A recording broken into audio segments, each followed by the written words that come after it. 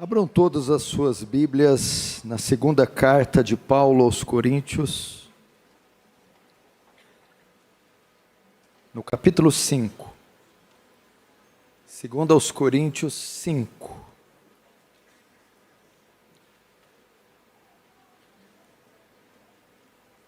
Verso 17 diz assim: E assim, se alguém está em Cristo, é nova criatura. Ou nova criatura é, as coisas antigas já passaram, ou velhas, e eis que se fizeram novas, ou eis que tudo se fez novo. Queridos irmãos, preste atenção aqui, nessa tarde. Quero falar daquilo que talvez seja, e para mim é, a coisa mais importante das nossas vidas. Nossas almas, nossa salvação. Deixe-me fazer uma pergunta a você. Se você morrer agora, se você morrer hoje, a morte é uma probabilidade e uma realidade que ninguém de nós vai escapar. Se você morrer hoje, esse for o seu último culto, aonde você estará após a sua morte? Qual o seu destino? Você estará com Cristo nos céus? Ou você irá ao inferno? Qual desses dois destinos? Se morrer hoje, como a parábola daquele homem avarento, onde ele ouve uma voz: louco, amanhã pedirão a tua alma, o que tens preparado? Se você diz, se morrer hoje, vou para o céu, estarei com Cristo. Se você faz essa afirmação, é baseado no quê? Qual é a garantia da sua salvação? Qual é a doutrina que você se fia, que te traz a segurança da salvação? Eu sei que eu estarei com Cristo, pastor, porque eu fui batizado. Não, isso não é doutrina da segurança da salvação. Eu sei que estarei com Cristo nos céus, porque eu participo da ceia, sou membro, tenho uma carteirinha há 62 anos na mesma igreja. Deve ser difícil aguentar um irmão desse tanto tempo, hein? Isso também não é doutrina da segurança da salvação. Eu sei que estarei lá porque oro em línguas estranhas, tenho os dons do Espírito, profetizo. Essa também não é a garantia da salvação. Agora eu pego o Senhor. Eu sei que eu vou estar com Cristo por causa da fé. E somente pela fé somente, confiando nos méritos de Cristo. É porque eu creio. Bom, isso não diz muita coisa, porque os demônios também creem. Dizer só que tem fé não é suficiente. De fato, a salvação é obra da graça pela fé. Mas os demônios também creem. E às vezes têm atitudes melhores que os cristãos. Eles estremecem. E como você sabe que crê para a salvação? Como sabe que não é a fé a mesma dos demônios? Só tem uma doutrina que garante a segurança da salvação. É a regeneração. O novo nascimento. É uma obra que a igreja não possui, não pode fazer. Os pastores não podem realizar. Nada nessa terra pode fazer. Não é uma obra aqui de baixo. É uma obra lá de cima. É uma obra sobrenatural, cujo agente é o Espírito Santo. Preste atenção onde eu quero chegar e o que eu quero falar. Esse encontro aqui é um encontro marcado para a salvação. É um encontro onde Deus salvará almas, salvará vidas.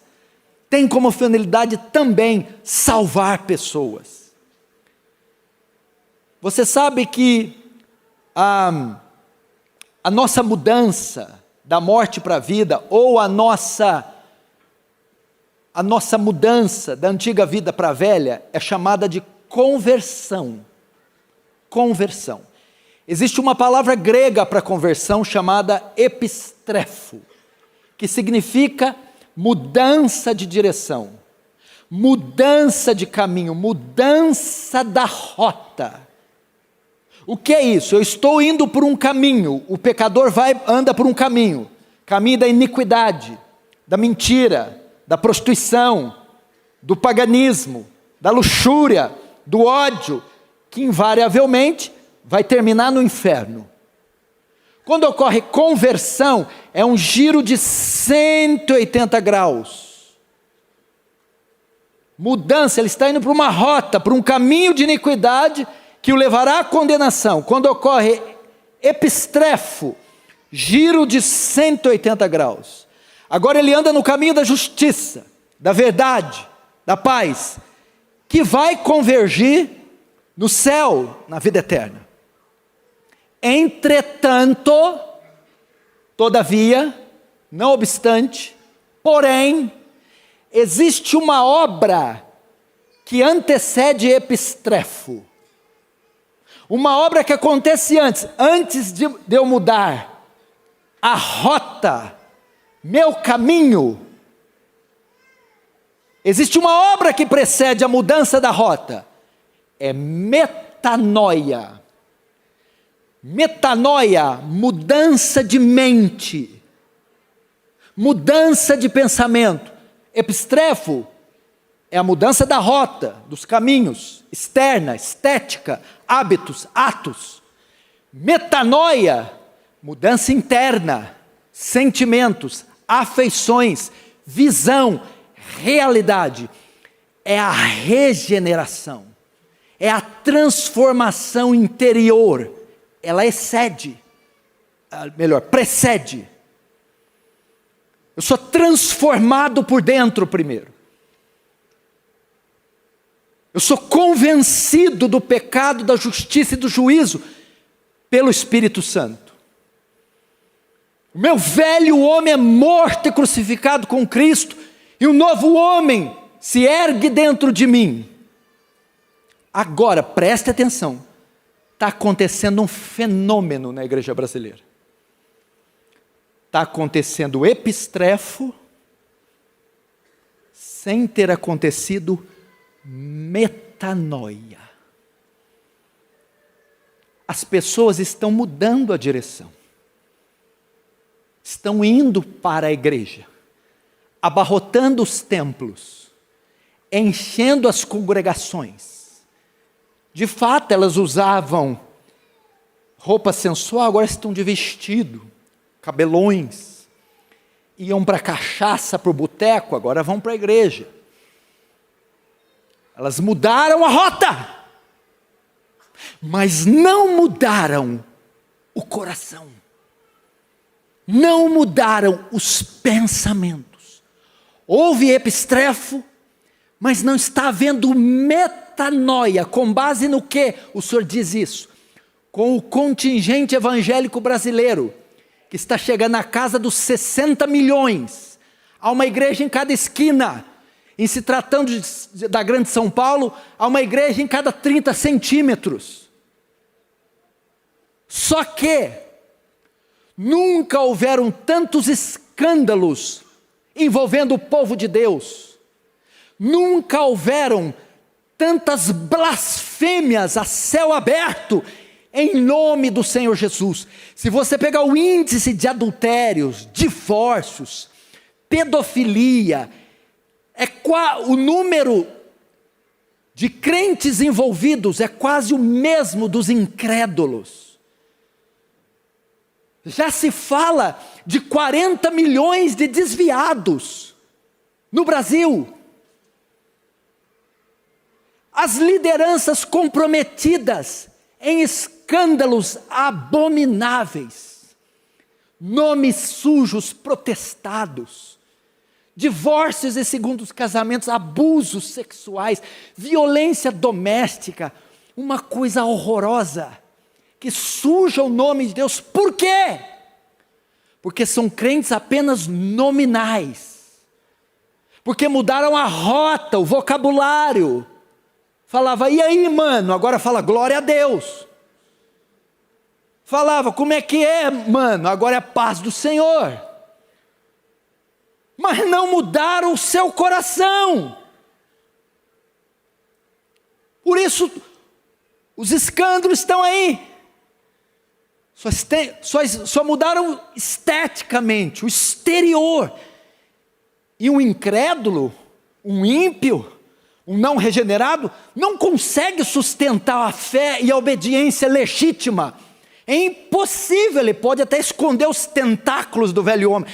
Invariavelmente eles vão aparecer em termos de mentira, de lascívia, de pornografia, ódio, rancor, ressentimento, mesmo carregando o título de cristão. Mudaram a rota, mas não mudaram o coração, nem a mente. Qual é a causa disso? O que produz esse fenômeno? Só tem um elemento, veja só. Isso está acontecendo por causa das iscas que pastores e comunidades têm usado para atrair o incrédulo. As iscas, para atraí-los. Só tem uma isca, um fator que transforma pecadores e os fazem novas criaturas. Só tem um fator que regenera vidas e causa metanoia, para depois epistrefo. É a exposição fiel, vera, do santo sacro evangelho de Cristo. Agora, eles estão usando outras iscas, outros evangelhos, outros meios de atender. Primeiro, o evangelho da prosperidade, que atrai pecadores com a mensagem de cura instantânea, felicidade, riquezas e bens materiais. Então as pessoas estão vindo, mudando a rota, com o fim de enriquecerem, terem saúde e destacarem na sociedade. Então elas vêm, mudam a rota. Mas essa mensagem não pode mudar o coração. Segundo, o evangelho social, da justiça social, que ensina que Cristo veio redimir os pobres da pobreza, as minorias, veio trazer igualdade social, combater a tirania do governo e do Estado. Então as pessoas vêm com a finalidade de serem beneficiadas socialmente, de ter os seus direitos defendidos, de terem acesso a propriedades privadas e a benefícios, como cotas raciais e assim por diante. Então está acontecendo epistrefo, a mudança da rota. Mas esta isca, essa mensagem, não pode transformar o pecador. Terceiro, um evangelho filosófico, onde o debate é apenas no campo da mente, debater ideias, falar de Kant, falar de Freud, falar de Dostoiévski, falar o debate acerca dos pensamentos, é só no campo intelectual. Isso tem atraído um bocado, principalmente de jovens, para fazer uma ginástica mental. É uma teologia sofisticada, paramentada. É uma teologia rebuscada, que atrai pessoas que querem desenvolver-se intelectualmente. Então Cristo, o Evangelho e a fé não é mais do que tema de estudo. Atrai também. Acontece epistrefo, mas não acontece metanoia. E eu poderia aqui elencar mais umas dezenas: o evangelho coach, o curanderismo e tantas outras mensagens de autoajuda. E aí está acontecendo um acréscimo numérico, que de fato são mensagens atraentes. Elas têm a finalidade de atender gostos específicos e diversos. E as pessoas estão vindo, se batizando e sendo declaradas membros da igreja do Senhor Jesus, aumentando o contingente numérico e o número de escândalos e mau testemunhos. Por quê? Porque nenhuma delas passou por metanoia.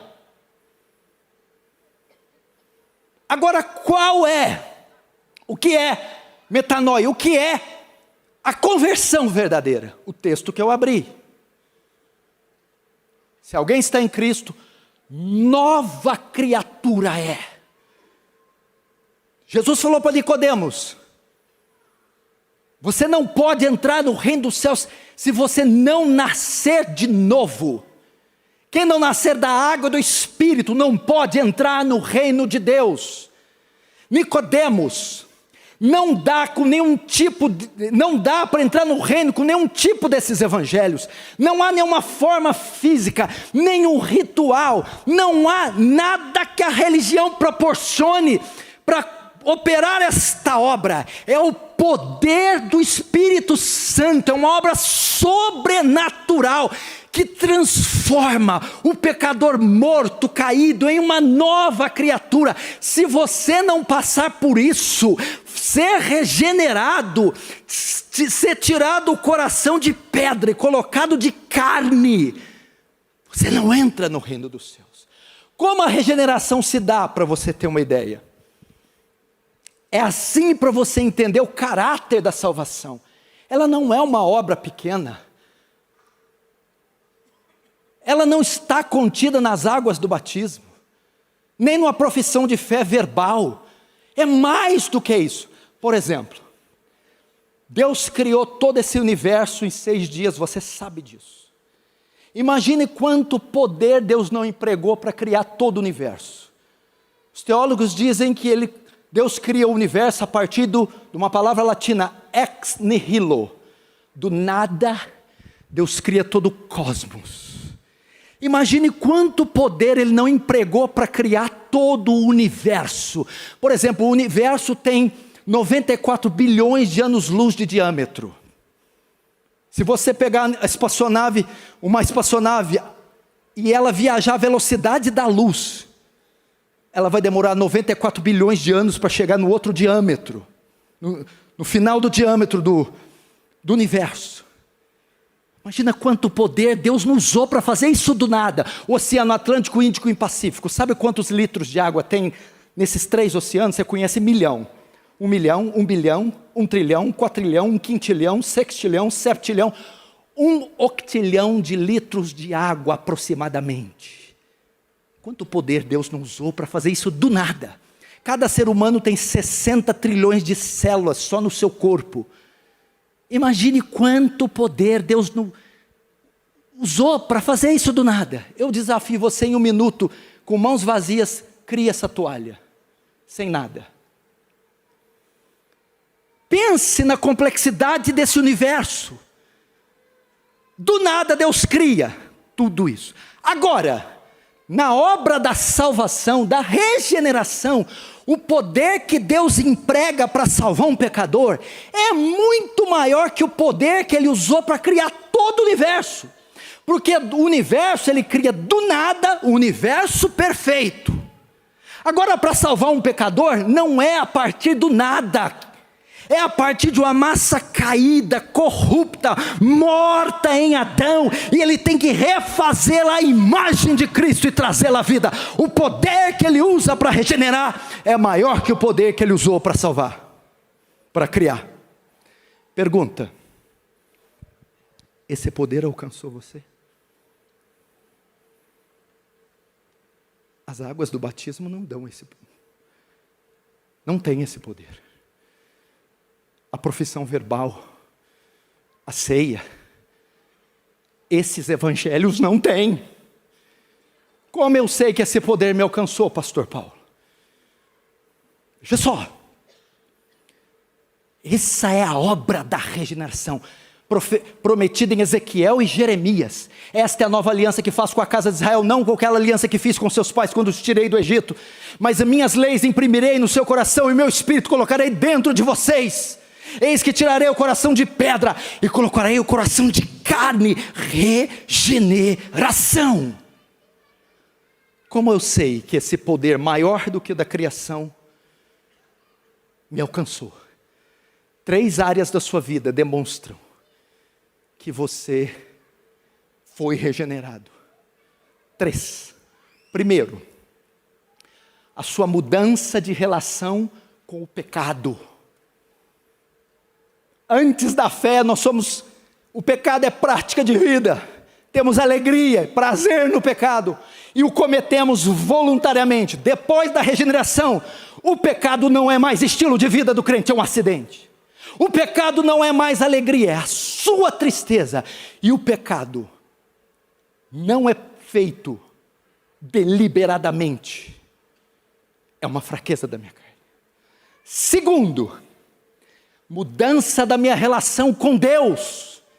É uma vida distante, sem compromisso, sem prestação de contas, apartada e distante do Senhor. Quando ocorre metanoia, agora eu tenho um relacionamento com Deus. Eu presto contas da minha vida a Ele. Eu ando em obediência, honra e louvor a esse Deus. Eu tenho um pacto com Ele. Terceira área, e a mais importante, onde você descobre se houve metanoia, regeneração ou não. É a área que é a área mais afetada e que mais demonstra se você foi regenerado ou não. A vontade. Vontade. Pastor, eu fumava, parei de fumar. Estou salvo? Não. Eu roubava, parei de roubar. É um sinal que eu sou salvo? Não. Eu pegava todas, só estou pegando uma agora. Estou salvo? Não. Nicodemos ia para a balada? Não. Matava? Não. Roubava? Não. Nicodemos era salvo? Então, não é parar de fazer que demonstra que eu fui regenerado. Muçulmanos param de fazer, espíritas param de fazer, kardecistas, católicos param de fazer. A regeneração é demonstrada quando eu paro de gostar de fazer e não somente de fazer. A minha vontade era mudada. O pecado que eu amava depois da conversão, eu não só o paro de fazer, eu paro de gostar do pecado. Eu odeio o pecado, eu abomino o pecado. E a justiça que eu odiava, agora eu amo a justiça, eu amo o Senhor, eu amo a fé, eu amo a obediência. Então eu não só faço o que eu odeio, a justiça, e não só parei de fazer o que eu ainda amo, agora eu parei de fazer o que eu também odeio, e estou fazendo o que eu também amo. Os crentes de hoje estão fazendo o que odeiam, praticando a justiça, e deixaram de fazer o que ainda amam. Isso está acontecendo. Por isso muita gente vai chegar lá, a beca, a túnica, vai. Cadê, Senhor, o canudo? Senhor, não profetizamos em Teu nome? Não expulsamos demônios? Não fizemos muitos milagres? Então ouvireis: apartai de mim, vós que praticais a iniquidade. Eles estavam se fiando numa falsa segurança de salvação. Agora, qual é a única coisa que produz metanoia? Qual é a única isca que pastores deveriam estar usando para atrair pecadores? A única coisa que produz isso é a exposição fiel do Evangelho de Cristo. É atrair pecadores com a cruz. Eu, quando for levantado, disse Cristo, todos atrairei a mim. É a vera pregação do Evangelho. Não há outra coisa. Foi isso que Lutero defendeu em uma das suas teses. O tesouro da igreja está no santíssimo evangelho da graça e da glória de Cristo. Que é o evangelho, meu irmão? É a boa notícia de um Deus santo que salva pecadores injustos, um Deus justo que salva pecadores injustos, através da vinda do seu Filho.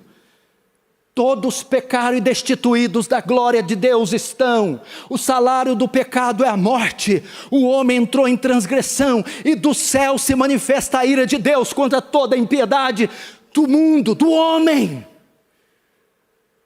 Esse é o estado do homem. Não há um justo sequer, nenhum só. E qual a solução? Deus amou o mundo de tal maneira que enviou o seu Filho unigênito, a descida de Cristo, se fazendo o homem, a encarnação do Verbo, para nos substituir. Cristo vive uma vida de obediência perfeita à lei de Deus, e cumpre toda a justiça de Deus, e lá na cruz ele é condenado. Acontece então na cruz a imputação. Nossos pecados são lançados em Cristo, porque ele se fez carne, e morreu uma morte substitutiva. Ele foi no nosso lugar, e levou nossa culpa sobre ele. Mas não só isso aconteceu na cruz, também a dupla imputação. Enquanto que o nosso pecado foi transferido, lançado na conta de Jesus, a justiça por ter obedecido toda a lei, todo o mérito dele foi imputado a nós, lançado na nossa conta. Naquela cruz ocorre uma transação. Meu pecado é lançado nele, a justiça dele é lançada em mim. Mas quando o pecado foi lançado, ele se fez maldição, porque está escrito: maldito todo aquele que for pendurado no madeiro. E sendo feito pecado e maldição, ele se faz culpado. Nossas culpas caíram sobre ele. A Bíblia mostra em Deuteronômio 27 e 28 que havia 2 montes no Antigo Testamento: o Monte Gerizim e o Monte Ebal. Um grupo de israelitas subia em cima do Monte Gerizim, e outro subia sobre o Monte Ebal. Os do Monte Gerizim eles lançavam bênçãos que deveriam cair sobre todos que obedecessem à lei. O outro grupo subia no Monte Ebal e lançava maldições que deveriam cair sobre todos que quebrassem a lei. De um lado, do Monte Gerizim, só havia um homem que obedeceu toda a lei: Jesus Cristo. Ele é o único que podia ficar debaixo do Monte Gerizim e receber todas as bênçãos por cumprir a lei. No outro monte, toda a raça humana desde Adão, que deveria estar lá e receber as maldições por ter quebrado toda a lei de Deus. Mas na cruz, sabe o que Jesus faz? Ele troca de monte, coloca o povo dele no Monte Gerizim para receber as bênçãos imerecidas da obediência dele.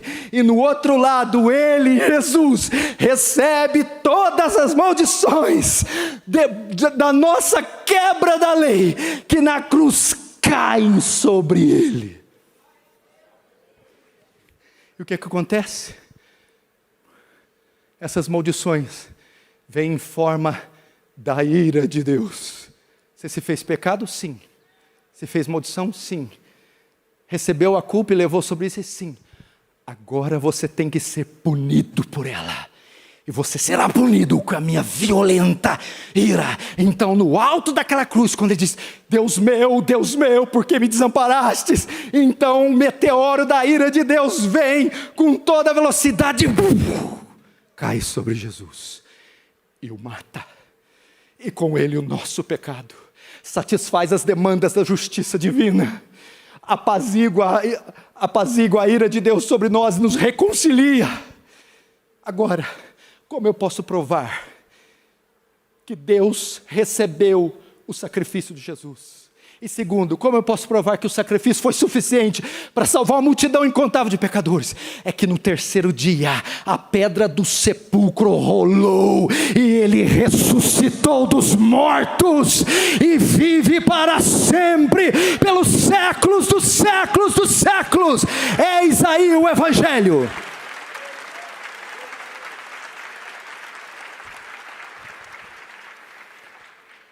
Esse é o Evangelho de Cristo. Agora Deus ordena que todos os homens, em todos os lugares, porque como eu respondo essa mensagem, essa que o Senhor acabou de, como eu respondo o Evangelho, para que essa obra me alcance, enquanto a mensagem é pregada, o Espírito Santo age, como Pedro pregou em Atos 2, e compungiram o coração e perguntaram: o que faremos? A resposta que os irmãos devem perguntar: o que faremos? Arrependei-vos e credes no Senhor, para que venham sobre vós tempos de refrigério e recebam o dom do Espírito Santo. Arrependimento e fé são as obras que o Senhor opera enquanto o Evangelho está sendo pregado. Essa é a mensagem do Evangelho, queridos irmãos. E eu quero que você faça como Paulo pediu aos Coríntios: examine-se a si mesmo, para saber se estáis na fé. Faça um exame, para saber se ocorreu metanoia, ou só epistrefo. Veja se você nasceu de novo, se o Espírito Santo transformou você, e se essas 3 áreas da sua vida foram impactadas: relação com o pecado, relação com Deus, e a mudança da vontade. Se não, diga: Senhor, eu não quero ir para o inferno, não quero ganhar o mundo e perder a minha alma. Trate disso, não saia daqui sem tratar disso. Avalie seu coração, faça um autoexame. E se você, caso detectar, não, eu baixo a guarda, eu jogo a toalha, eu não nasci de novo, eu não sou salvo. Então se apegue em Jesus, vá até Ele hoje, confesse seus pecados e sua fé deposite naquela obra, não nos seus méritos, mas na cruz de Cristo. Vamos fechar os olhos agora, vamos orar. Eu vou começar fazendo oração, depois tenho que viajar para pregar ainda hoje na minha cidade. O pastor Erival vai conduzir esse momento espetacular. Feche os olhos, esqueça do horário, esqueça quem está do seu lado, da fome, do frio, do calor. Trate da sua alma, é uma só. Em poucos minutos Deus pode fazer o que a vida inteira a religião não fez por você. Vamos orar agora. Vamos falar com Deus.